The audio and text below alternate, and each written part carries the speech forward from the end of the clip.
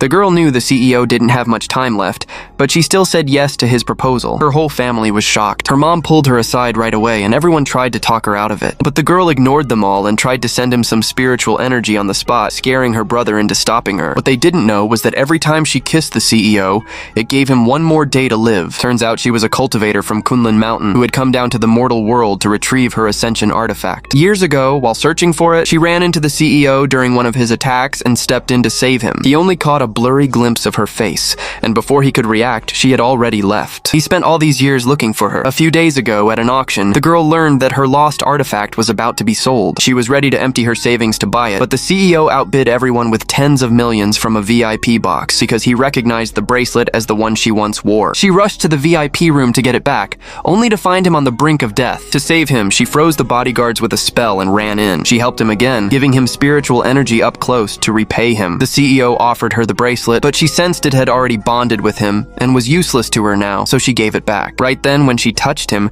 she realized she could absorb energy from him. While she was still torn about it, the CEO asked her to heal him. Seeing a chance to restore her power, she told him to come to her house the next day. His assistant completely misunderstood, thinking she wanted to marry the CEO. So the CEO told him to prepare a wedding immediately. The next day, he showed up at her house with a whole motorcade and an extravagant bride price. She was stunned and tried to drag him aside. He explained it would just be a contract marriage. After he recovered, they could divorce and he'd pay her 100 million as her fee. The moment she heard the price, she agreed, because her cultivation tools were insanely expensive, but her parents refused. Worried about her long-term illness and begging her not to say yes, the CEO tried to explain, but the girl suddenly saw a countdown over his head, his life ticking away. She rushed forward to give him energy through his hand, but her power was too weak. After hesitating and with her terrified parents watching, she transferred energy through a kiss. Her brother freaked out and pulled them apart. Seeing the CEO standing there, confused, she grabbed his hand and ran out before explaining a thing. They were about to head home together when she opened her golden eyes and realized the car had been tampered with. The assistant didn't believe her at first, but after checking, he found the brake line had been cut. The CEO just brushed it off as a coincidence. Later at the office, the girl came by to bring medicine and accidentally spilled some on her hand. The CEO rushed over to check on her. At that moment, she noticed the assistant was covered in bad luck. She warned him not to go out today. The CEO asked what was going on, but she pulled the assistant into the garden first. Once she made sure no one was around,